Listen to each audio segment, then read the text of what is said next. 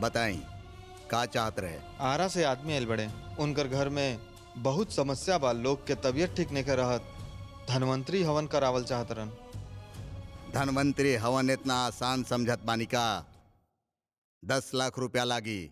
ओ खातिर उ तैयार बाड़े। 10 लाख के धनवंतरी हवन मिलल त एकरा खुशी में उ सुंदरी के गांव से भेजे के विचार ही भुला गेली रहुआ। अभी हम शादी करे के फैसला कैले बानी। तहार दीदी सुंदरी से शादी करे के बोली त धनवंतरी हवन में भाग लेके माँ के कृपा के पात्र होके के चाहिए। एमे कोनो गलती ना होके के चाहिए। हम फिर से सुंदरी के भेजत बानी, ओकरा बाद हमार कार्य के रास्ता साफ हो जाई। माता तुहार आशीर्वाद चाहिए। राउर मर्जी, मंदिर में जाई, प्रसाद खाई, चाहे कुछ और करी, हमरा घर का खाना खाए के बा। ई में कौन नया बात बा? तहार तो रोज का एगो नया कहानी रहबे करेला।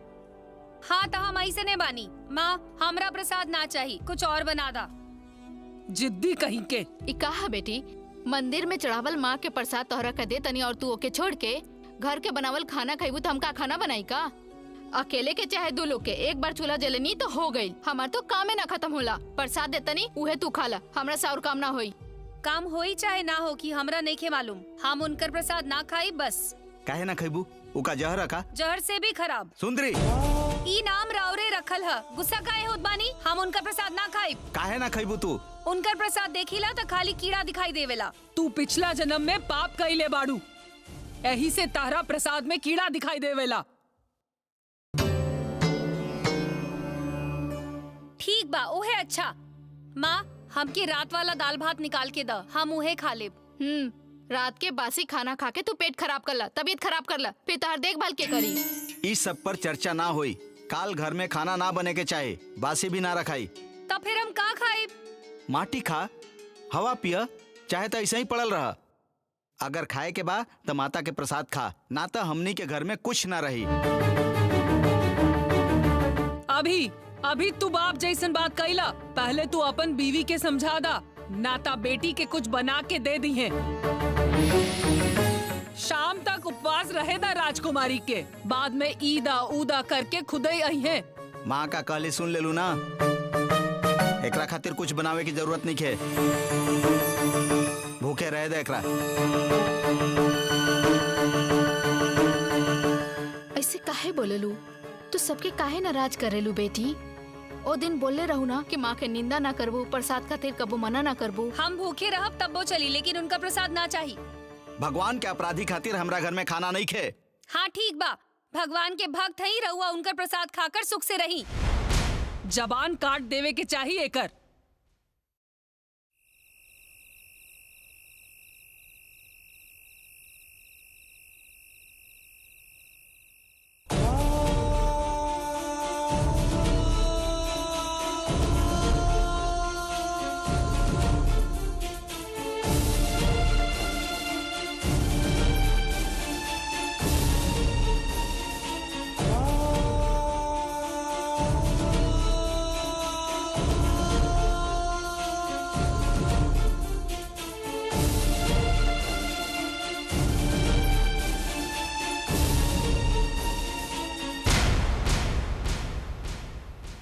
ऐसन काहे करेलू तू?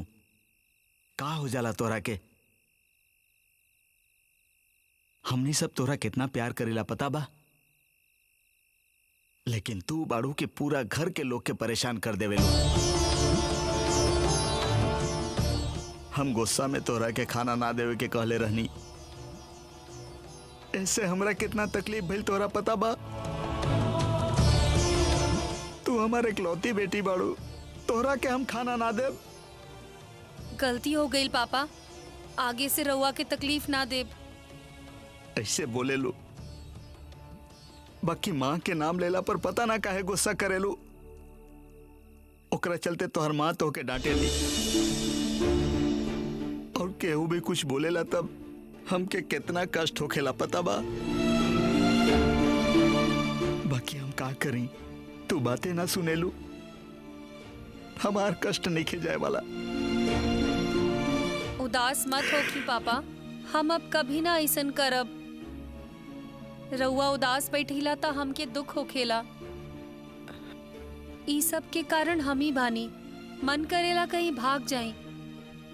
रउआ जैसन अच्छा पापा के यहाँ हमरा पैदा ही ना भइल चाहत रहे। माफ करी पापा। अरे रे, ऐसन मत कहा बेटी। एगो बाप के दिल तोहरा समझ में ना आई। कल तो हर शादी हो जाई, संतान हुई ना, तब समझ में आई। ये सब कैला पर गुस्सा तो आवेला ही, बाकी का ओकरा से प्यार कम हो जाला। यही से बच्चा लोग के हित शत्रु कहल जाला। बेटी, तू तो हमार प्यारी बेटी बाड़ू ना, शत्रु नहीं खो। ना पापा, घर पे केहू के तकलीफ ना दे। मन दुखाए वाला बात ना करब। हम दादी के साथ भी झगड़ा ना करब। ऐसा ही ए घर के शांति खातिर माँ के भी मान ला बेटी। हमनी के घर के सब समाधान हो जाई। पापा, हम उस सब करब जो तू कहत बाड़ा। अब कौनो झगड़ा ना करब, उनकर निंदा भी ना करब। अच्छा, तो फिर तू काल हमरा साथे मंदिर आईबू ना? हम जरूर आई पापा। वहाँ रउआ बहुत काम रहेला ना, हमरा और पूरा मदद करब। शाम तक रहब पापा, लेकिन उनकर प्रसाद खातिर जबरदस्ती मत करब। कुछ भी हो जाए, हम उनकर प्रसाद ना खाइब। हमार जान जा रहल हो कि तब भी ना खाइब। हमरा जिए खातिर उनका प्रसाद जरूरी नहीं खे। ई सब में हमरा से जबरदस्ती मत करी।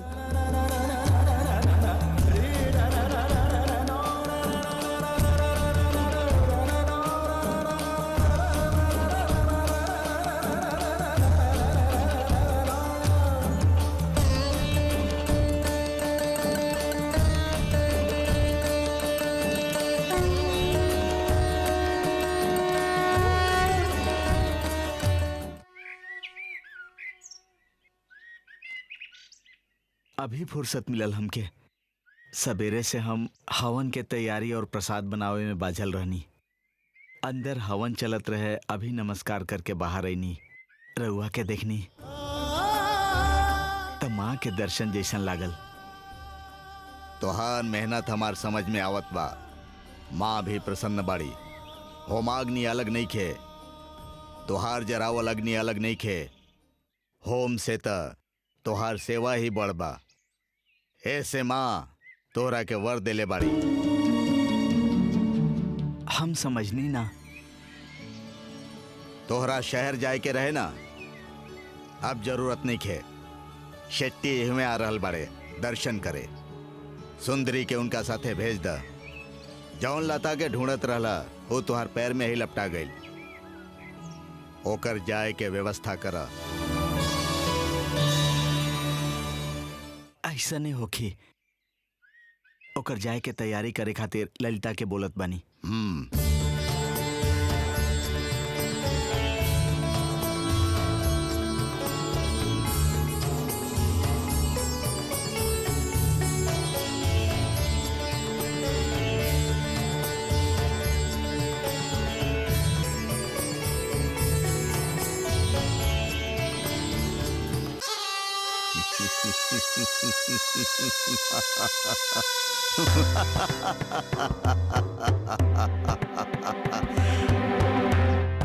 विरूपाक्ष,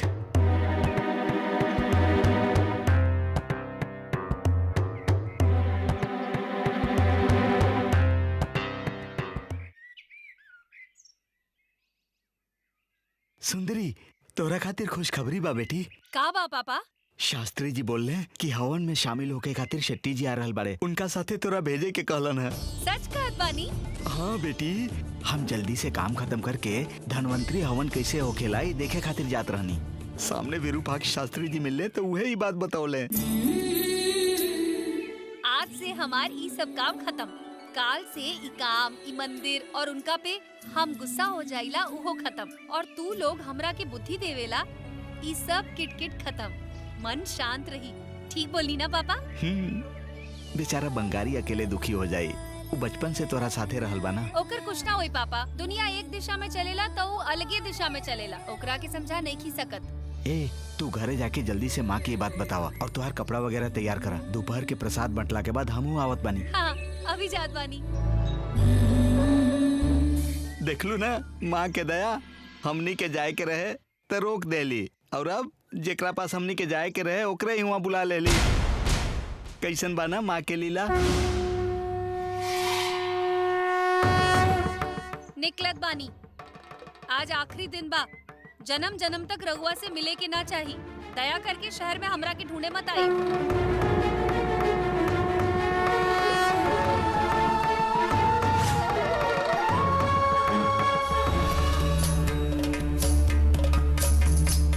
माँ, आज यह मंदिर में सचिन भैया सुंदरी से शादी करे खातिर घोषणा करे वाला बाणे। ओकरा बाद के होखे वाला विपदा और अड़चन की जवाबदारी राउर बा। बस एक के प्रार्थना बा माँ, ही शादी के होखे दीही।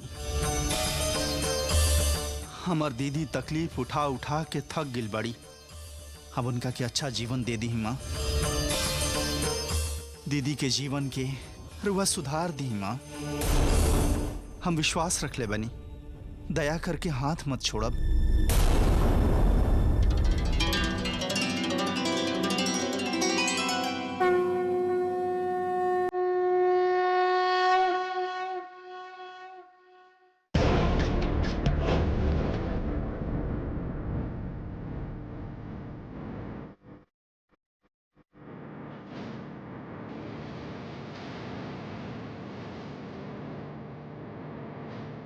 चंदन देखा था कैसन लागत बानी?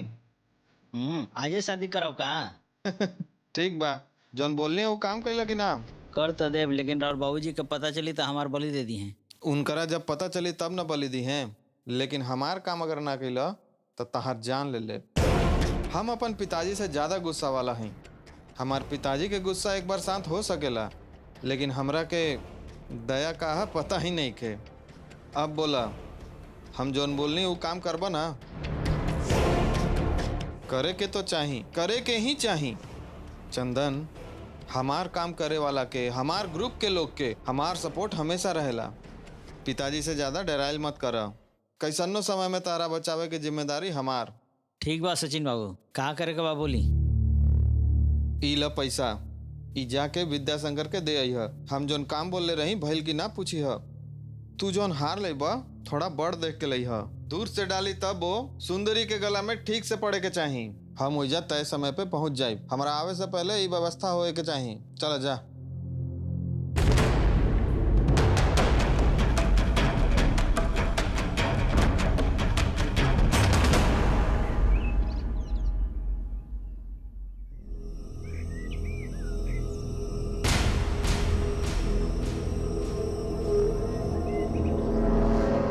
अंदर का करत रहा? वो छोटका सरकार के कमरा में। ओजा तोहरा का काम रहे? वो हमरा के बोलेले रहन माँ। अच्छा, वो काहे खातिर? वो यज्ञ के बारे में पूछे खातिर बोलेले रहन। मंदिर में तो कोनो न कोनो यज्ञ हमेशा चलते रहेला। ओ खातिर चुपके से तोहरा के इजा बुला के का पूछा था? वो सब नहीं मालूम, वो पूछले तो बताई नहीं। अभी कहाँ जाता रह तू? विद्याशंकर, अरे ना मंदिर में। देखा चंदन, तू दोनों मिलके कुछ न कुछ करत रहा। का करत रहा वो हमरा बता दा, ना तो अच्छा ना होखी। ना हमरा कुछ नहीं क्या मालूम। छोटका मालिक से पूछी, हम कुछ नहीं जानत, हमरा के जाए दी।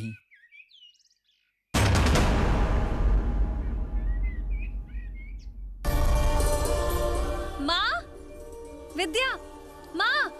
यहाँ पत्थर के जैसन बैठल बानी, तारा नइखे दिख रहल का? दादी पत्थर लुढ़केला, कपड़ा बांध के ना देवेला। अरे दादी के साथे हमेशा बहस काहे करेलू? वहाँ मंदिर के काम छोड़ के यहाँ गप मारे आयल बाड़ी। काम में मने नहीं खेलागत। माँ, हमके शहर जाए के बा, कपड़ा बांध के दे दाना। ऐसन काहे बोलत रू बेटी? मंदिर में जवन यज्ञ हो रहल बा ओकरा बाद तोहरा के जाए के बा ना? मंदिर के पूजा में शेट्टी आयल बाड़े ना, शास्त्री जी उनका साथे ही भेजे के कहले हाँ। तू उनका साथे जेबू का? शेखर तारा साथे ना जाइए का? ना माँ, हम अकेले जा रहल बानी। अकेले जेबू तू? तू का शादी करके लड़की भेज रहल बाड़ू कि वो हमरा साथे आई है? तहार शादी करके ससुराल भेजे के सौभाग्य नइखे हमनी के। तहार बोली सुने वाला लड़का मिले के चाही ना। दादी अपन मर्जी से जा रहल बानी, हंसी खुशी विदा करी। कितना सुंदर दिखत बानी। माँ, हमार कपड़ा तैयार कर दाना। उ का है ना, जल्दिए निकले के बा।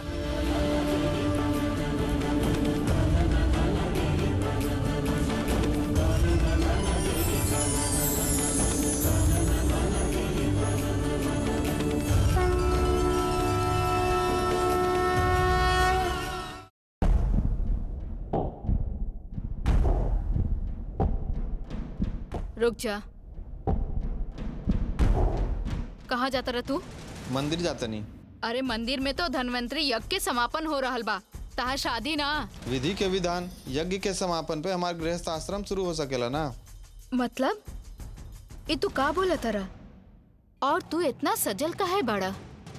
ऊ का तू पूछलू है ऐसे? पूछा तनी तो बता दा ना। अभी ना बताई। बचपना मत कर सचिन। बचपन के उम्र बीतला बहुत साल हो गइल माँ। अब हम बड़ हो गइल बानी, जैसन चाही वैसन ने बानी। अच्छा मन से अच्छा होके के आशीर्वाद द हमरा।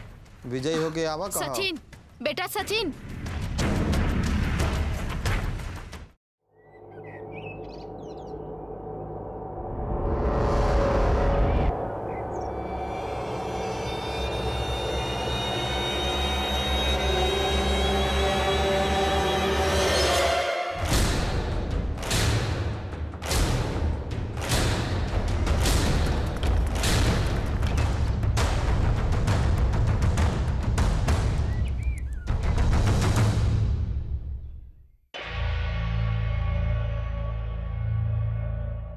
विद्याशंकर के देखला का ना।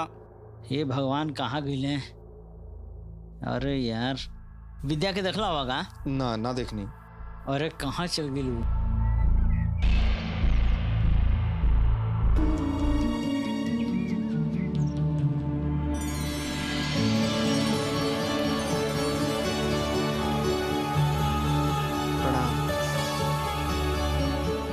हमार नसीब ऐसन लागत बा कि गर्भगृह से माँ आके दर्शन दिली। बढ़िया बात बा, रहे दा। तोहार तबीयत कैसन बा? और आशीर्वाद बा। हमार आशीर्वाद ना, ई माँ के आशीर्वाद बा। चला माँ के दर्शन कर ला। ई गरीब से माँ के कोनो छोटा सेवा होके के बात और दया करके बताई। बहुत खुशी भइली बात सुन के। ई मंदिर में तो हमेशा तोहार सेवा के जरूरत बा। बाला स्वामी, माँ के दर्शन करा दे। आई जा कर ला। चली।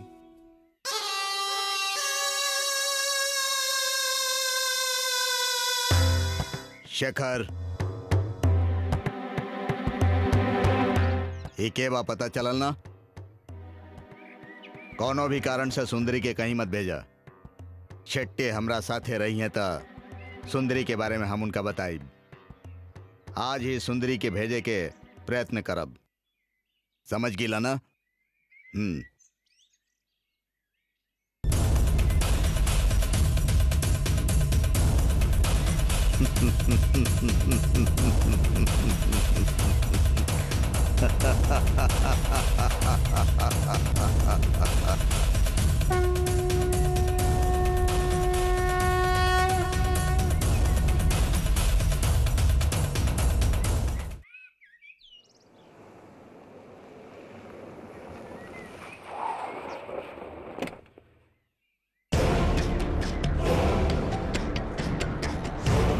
विद्या मिलल का? ना मिलल। मिली, जरूर मिली। ऐजे कहीं होगी। अरे हम पूरा ढूंढ लेने, इजा नहीं मिलत। तहार नजर पता बा हमरा, सामने तो दिखेला ना। जाए कहाँ ढूंढा?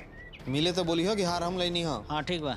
मंगल आरती के समय सुंदरी ठीक वहाँ आवे के चाही। उहे हम सबके सामने ओकरा हार डालब। पिताजी कुछ न कर सकी हैं, हमरा शादी करे के ही होगी। जा अब।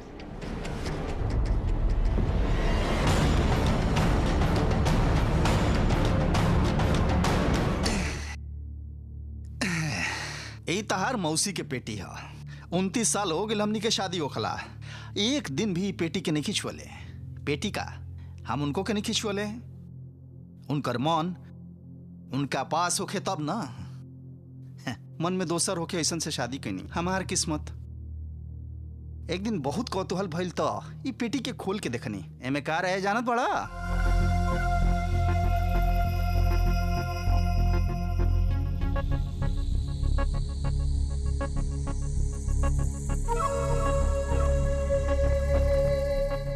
कहा पता बा?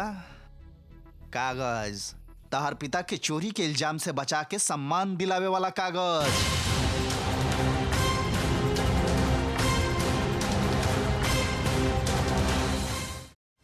झटका लागल ना? हमरो ऐसा नहीं झटका लागल रहे कागज देख के, तभी जगी मर गिल रहे। बीवी ऐसा निर्लज वाला काम करी त कवन पति जिंदा रह सकेला? यहाँ कैसे आयल मालूम बा तारा? तार पिता शेखर हमार पत्नी से प्रेम के नजराना दिले।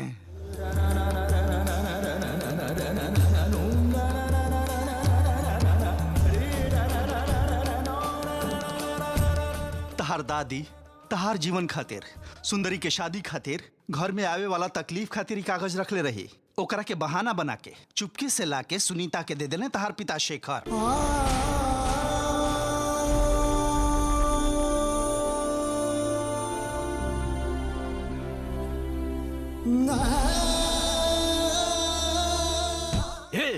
ए, घर के कागज तू चोरी के लिए बारे ना? छोड़ अपना एकरा के, चोर हो गइल बारे। छोड़ का करता नहीं पागल हो गइल बानी का? छोड़ अपना एकरा के। का कहले भाई? अरे छोड़ दो। के चोरी के लिए बा, घर में चोरी के लिए भाई, नालायक कहाँ के।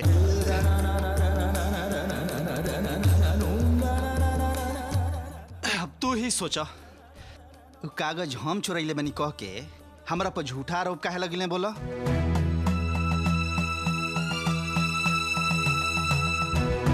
बनावटी नाटक तारा पता ना चलल ना?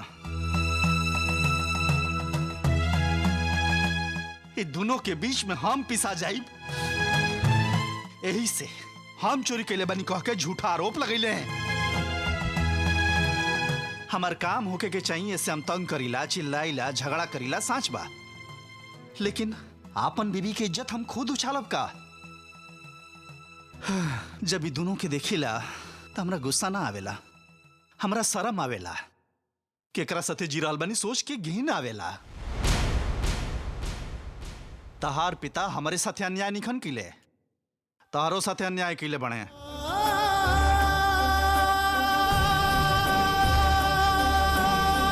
जमीन बेच के थोड़ा पैसा तहरा के देले होखते हैं त तू अपन ट्रैवल शुरू कर सकत रहा।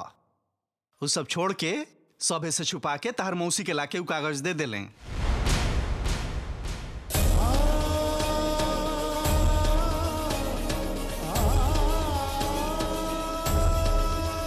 सुंदरी के शादी करे के बा ना? कहाँ बा पैसा? जमीन बेचते तो करा के अच्छा घर में बेच सकत रहन। हम बाहर वाला हो के सबके बारे में सोच रहल बनी, ये उनका ना बुझाएगा। दूसरा के बीवी के फेर में अपन बच्चा के भविष्य खराब करता है। ए उम्र में प्यार कल जाला। इस सब के बारे में सोच के मन दुखी रहेला विद्या। ऐसे सबेरे ही से शुरू कर दी हिला।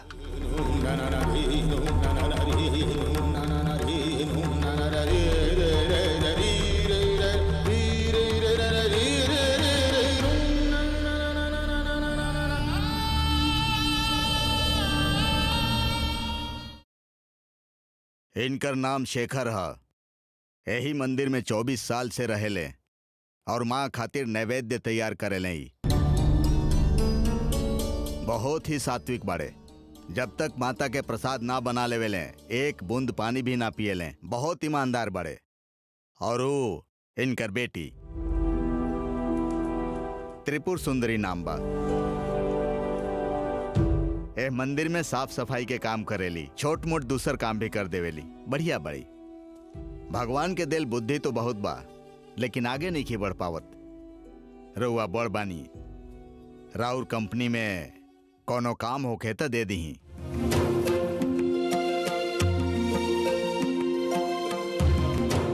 कोनो भी तरह के काम हुई तो चली। थोड़ा बहुत पढ़ाई के लिए बाड़ी तो कुछ लिखे पढ़े के काम भी होगी तब वो चली। रउआ हमरा पर भरोसा करें। रउआ समझदार बानी, सोच समझ के बताई। हाँ, रउआ इतना कुछ बोले के जरूरत नहीं खे। राउर बात मतलब हमारा खातिर माँ के आज्ञा ठीक बा। हाँ तो फिर आज ही एकरा रउआ अपना साथे लेके शहर चल जाइब ना? ठीक बा, रउआ जौन बोलब उहे होखी। आज ही हम अपना साथ ले जाइब।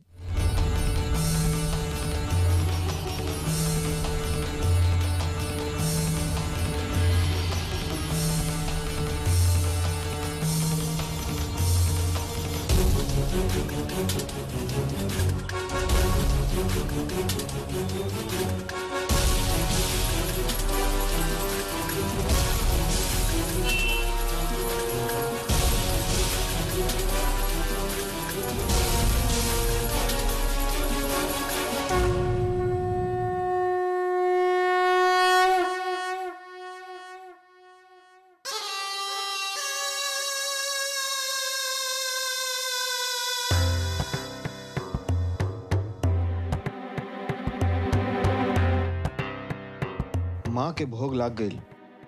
रउआ आज्ञा दी तो आरती शुरू करी। 5 मिनट रुक जा, हम बतावत बानी। तब तक तू दरवाजा बंद करके बाहर रहा।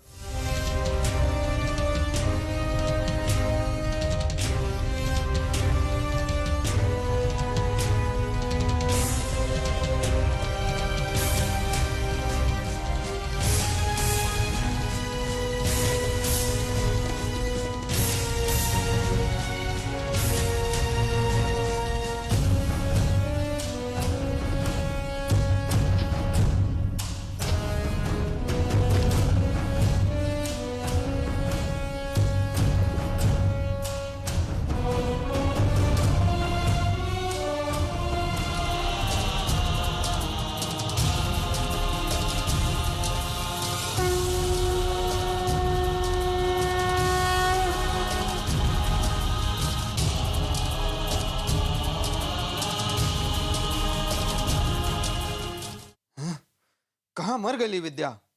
पता ना, हम सब जगह तो ढूंढ लेनी, फसैलस का हमरा के ऐसने लगा था। ढूंढा। आज अगर सुंदरी हमरा हाथ से चल गई तो कभियो न मिली। ढूंढा जाके।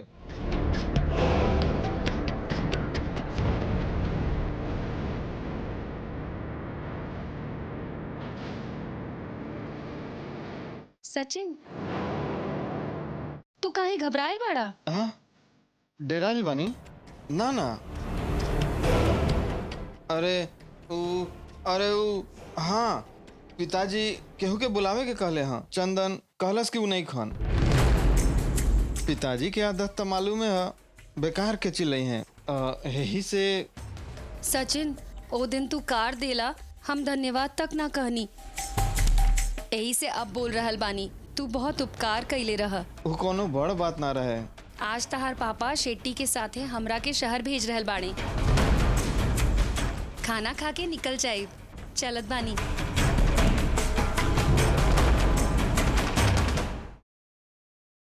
सुंदरी के गांव से भेजे वाला काम हो गई। रउए हमार मन में बैठ के योजना बनौनी और रउए हमके बुद्धि देनी। रउए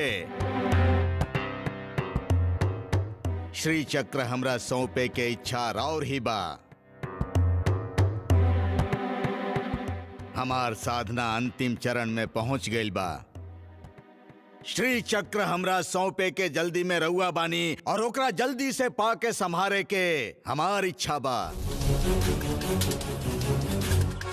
अब का कुछ ही दिन बा, उत्सव खातिर कुछ ही दिन बाकी बचल बा। राउर मन ना बदले के चाही माँ। रउआ अपना कहल बात से फिर अब मत। रउआ के कसम बा ऊ परम पिता परमेश्वर के।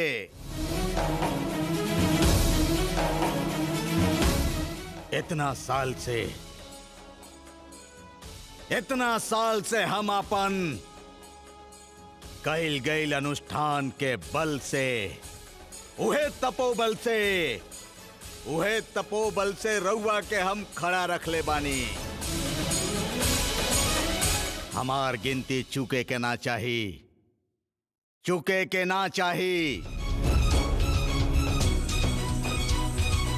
कृपा करी माँ, आशीर्वाद दी हमके संतुष्ट करी माँ, संतुष्ट करी। ओम ऐं ह्रीं क्लीं चामुंडाए विच्चे। माँ रक्षा करें, श्री चक्र हमके दे दीहीं, श्री चक्र हमके प्रदान करी माँ, दे दीहीं माँ।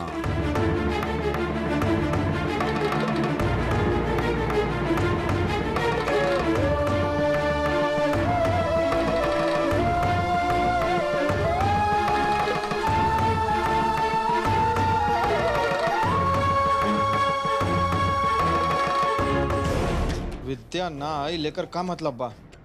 तू ऐसे छुपेला ना, सब जगह ढूंढला कि ना तू? सब जगह ढूंढनी हो, कहीं ना मिलल। ठीक बा, तू नहीं खे त का तू बड़ा ना, ओकर काम तू करबा। लेकिन हम का करब? का करबा का ना करबा हमरा नहीं के मालूम। हम जौन काम खातिर आयल बानी होके के चाहिए, समझला कि ना? लेकिन वेकिन कुछो ना, तहार जिम्मेदारी है। ई काम होके के चाहिए मतलब होके के चाहिए। जा।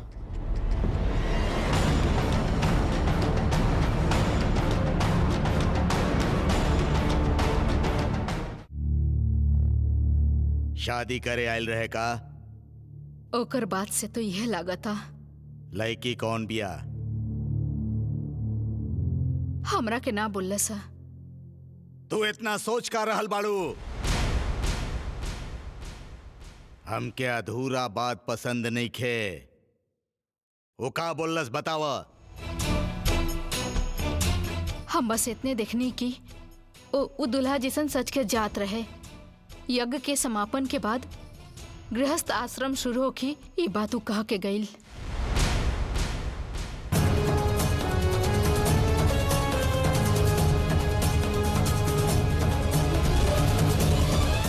ऐसन कहला सु नालायक। कहाँ बाऊ? रहुआ गुस्सा मत होखी। यज्ञ खत्म होखला के बाद उ कुछ न कुछ तो जरूर करे वाला बा।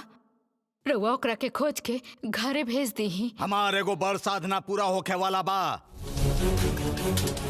ओकर छोट कामना के बलि ना चढ़ सकेला। संभव नहीं खे, संभव ही नहीं खे। गुस्सा मत करी जी, जल्दबाजी मत करी। अरे जवान लड़का बा, गलती हो गई ओकरा से।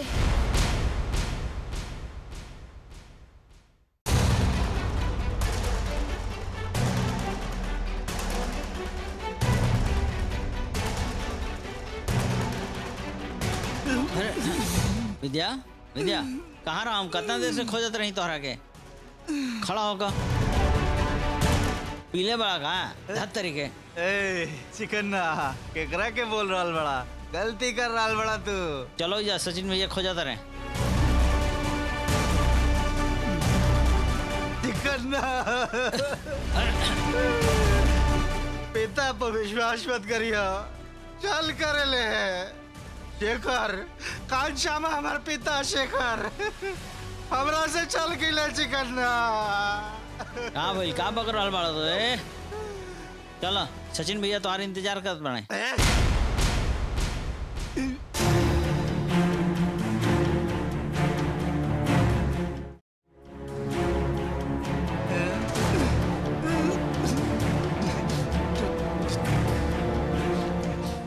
मालिक, हमरा के माफ करी मालिक। हमार पिता ठीक नहीं कहन, हमरा से चल के ले। वो जमीन के कागज हमरा मिलल चाहत रहे, चुरा ले मालिक। रउआ भगवान जी सन बनी, साक्षात माँ के रूप बनी। रउआ बहुत अच्छा बनी, और बेटा भी बहुत अच्छा बने। हमार बहन सुंदरी, त्रिपुर सुंदरी से शादी करिए बोलने।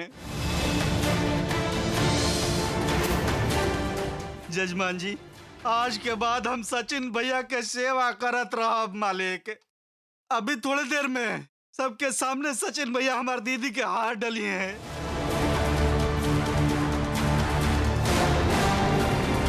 लेकिन हमार पिता और मौसी, ओकरा बाद वो घर में मत भेजब मालिक। हमार दीदी और घर में बहू बनी, आज सगाई हो की। वापस हो घर में मत भेजी मालिक, अपना साथे रख ली।